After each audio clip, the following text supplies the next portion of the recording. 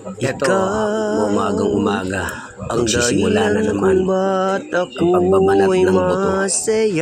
Siyempre, kailangan kong linisin yung mga kinalat ng aking mga kapitbahay na naging bundok na ng basura ang loob ng aking taniman.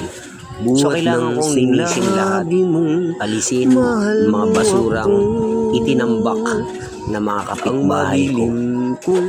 Pagkatapos kong malinis ito, tsaka ko siya tataniman para nang sa ganun ay hindi na maging tambakan ng basura, maging gulay na lang siya at pwede nilang kuhain or gulayin nung hingi lang sila sa akin. Tataniman ko siya ng patola, tataniman ko siya ng upo, tataniman ko rin siya ng talong, okra, sili, dahil kailangan natin magtanim para makabawas sa ating mga pagkukonsumo sa pang-araw-araw na lutuin sa ating kusina.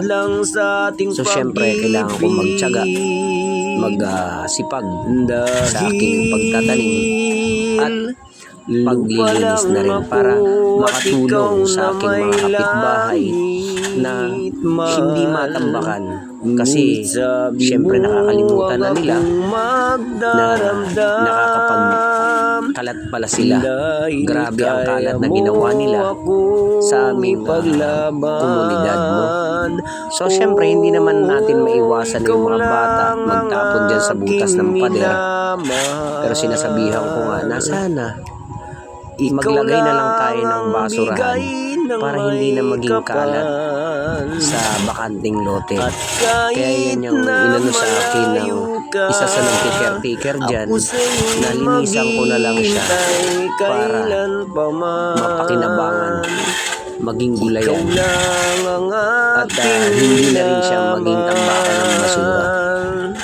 So nawala na yung dumi, naging green na ang paligid pagka matapos ko ang lahat at tumubo ang aking mga tanim.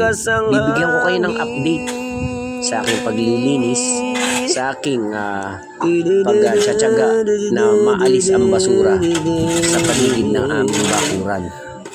So ito guys, isang babala sa ating mga mamamayan na huwag tayong tapon lang ng tapon ng basura, kasi ang cause ng pagtambak ng basura, yung mga plastic na nalalagyan ng tubig, naiiputan ng itlog ng mga lamok, kaya dumadami ang lamok.